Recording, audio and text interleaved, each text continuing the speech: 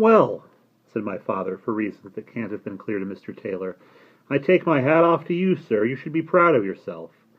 Again Mr. Taylor gave only a nod. He was a no-nonsense man in a tight suit, and with something decidedly military about his efficiency and his bearing, like a hidden person, except there was nothing to hide, everything impersonal about him being plainly visible. Voluble talking about Washington, D.C., closed-mouthed about everything else. When we got back to the hotel, Mr. Taylor parked the car and accompanied us in as though he were not just our guide, but our chaperone, and a good thing it was, because inside the lobby of the small hotel we discovered our 4 suitcases standing beside the front desk. The new man at the desk introduced himself as the manager. When my father asked what our bags were doing downstairs, the manager said, "Folks, I have to apologize. I had to pack these up for you. Our afternoon clerk made a mistake. The room he gave you is being held for another family. Here's your deposit." And he handed my father an envelope containing a $10 bill. "But my wife wrote you people. You wrote us back. We had a reservation months ago. That's why we sent the deposit. Bess, where's the copies of the letters?" She pointed to the bags. "Sir," said the manager, "the room is occupied and there are no vacancies.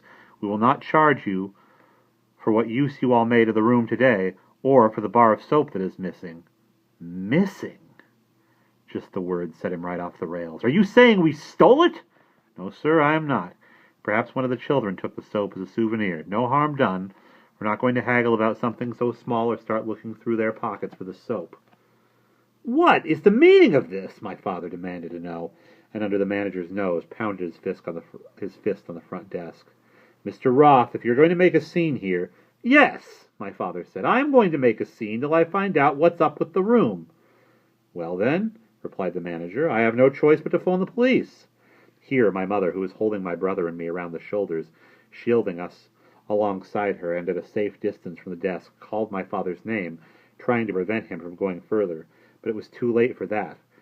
It always had been. Never could he have consented to quietly occupying the place that the manager wished to assign him. "This is that goddamn Lindbergh," my father said. "All you little fascists are in the saddle now. Shall I call the district police, sir, or will you take your bags and your family and leave immediately?" "Call the police," my father said. "You do that." There were now 5 or 6 guests aside from us in the lobby. They'd entered while the argument was underway, and they were lingering to find out what was going to come of it. It was then that Mr. Taylor stepped up to my father's side and said, "Mr. Roth, you are perfectly in the right, but the police are the wrong solution." "No, that is the right solution. Call the police," my father repeated to the manager. "There are laws in this country against people like you." The manager reached for the phone, and while he died, Mr. Taylor went over to our bags, swept up 2 in each hand, and carried them out of the hotel. My mother said, "Herman, it's over. Mr. Taylor took the bags." "No, Bess," he said bitterly. "I've had enough of their guff. I want to talk to the police." Mr. Taylor returned to the lobby on the run, and without stopping bore down on the desk where the manager was completing his call. In a lowered voice he spoke to my father. "There is a nice hotel not very far away. I telephoned them from the booth outside. They have a room for you. It's a nice hotel on a nice street. Let's drive over there and get the family registered." "Thank you, Mr. Taylor, but right now we are waiting for the police. I want them to remind this man of the words of the Gettysburg Address that I read carved up there just today." The people watched and smiled at one another while my father mentioned the Gettysburg Address. I whispered to my brother, "What happened?" "Anti-Semitism," he whispered back. From where we were standing, we saw 2 policemen. When they arrived on their motorcycles, we watched them cut their engines and come into the hotel. One of them stationed himself just inside the door where he could keep an eye on everybody, while the other approached the front desk and beckoned the manager over, where the 2 of them could speak confidentially. "Officer," my father said. The policeman spun around and said, "I can only attend to one party in a dispute at a time, sir." I resumed talking with the manager, his chin cupped thoughtfully in one hand. My father turned to us. "Gotta be done, boys." To my mother he said, "There's nothing to worry about." Having finished his discussion with the manager, the policeman now came around to talk to my father. He didn't smile as he had intermittently while standing and listening to the manager, but he spoke nonetheless without a trace of anger and in a tone that seemed friendly at first. "What's the problem, Mr. Roth?" "We sent a deposit for a room at this hotel for 3 nights. We received a letter confirming everything. My wife has the paperwork in our bags. We get here today, we register, we occupy the room and unpack. We go out to sightsee, and when we come back, we're evicted because the room was reserved for somebody else." "And the problem?" the cop asked. "We're a family of 4, officer. We drove all the way from New Jersey. You can't just throw us in the street." "But," said the cop, "if somebody else reserves a room—" "But there is nobody else. If there was, why should we take a back seat to them?" "But the manager returned your deposit. He even packed up your belongings for you." "Officer, you're not understanding me. Why should our reservation take a back seat to theirs? I was with my family at the Lincoln Memorial. They have the Gettysburg Address up on the wall. You know what the words are that are written there? All men are created equal." "But that doesn't mean all hotel reservations are created equal." The policeman's voice carried to the bystanders at the edge of the lobby. Unable any longer to contain themselves, some of them laughed aloud. My mother left Sandy and me standing alone, in order to step forward now and intervene. She had been waiting for a moment when she wouldn't make things worse, and despite her rapid breathing, seemed to believe this was it. Dear, let's just go," she beseeched my father. "Mr. Taylor found us a room nearby." "No!" my father cried, and threw off the hand with which she had tried to snatch his arm.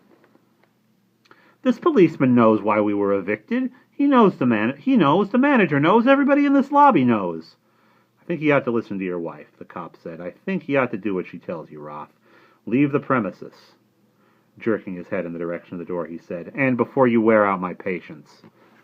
There was more resistance in my father, but there was still some sanity in him as well, and he was able to understand that his argument had run out of interest to anyone other than himself. We left the hotel with everybody watching us. The only one to speak was the other cop.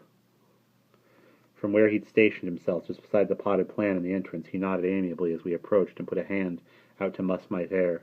"How you doing, young fella?" "Good," I replied. "What do you got there?" "My stamps," I said, but just kept going before he could ask to see my collection, and I had to show it to him to avoid arrest. Mr. Taylor was waiting on the sidewalk outside. My father said to him, "That's never happened to me before in my life.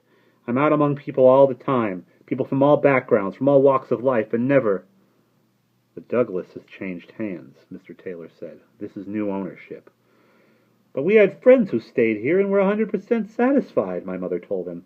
"Well, Mrs. Roth's changed hands, but I've got you a room at the Evergreen, and everything is going to work out fine." Just then there was a loud roar of a low-flying plane passing over Washington. Down the street, where some people were out walking, they stopped, and one of the men raised his arms to the sky, as though, in June, it had begun to snow. Sandy, who could recognize just about anything flying from its silhouette, knowledgeable Sandy, pointed and cried, "It's the Lockheed Interceptor!" "It's President Lindbergh," Mr. Taylor explained. "Every afternoon, this time, he takes a little spin along the Potomac, flies up to the Alleghenies, then down again along the Blue Ridge Mountains, and on out to the Chesapeake Bay. People look forward to it." "It's the world's fastest plane," my brother said. "The German's Messerschmitt 110 flies 369 miles an hour. The Interceptor flies 500 miles an hour. It can outmaneuver any fighter in the world." We watched along with Sandy, who was unable to conceal his enchantment with the very Interceptor that the President had flown to and from Iceland for his meeting with Hitler. The plane climbed steeply with tremendous force before disappearing into the sky. Down the street, the people out walking burst into applause. Somebody shouted, "Hooray for Lindy!" and they continued along their way. At the Evergreen, my mother and father slept together in one single bed, and Sandy and I in the other. Twin beds were the best Mr. Taylor had been able to locate on such short notice, but after what had happened at the Douglas, nobody complained, either that the beds weren't exactly made for the rest,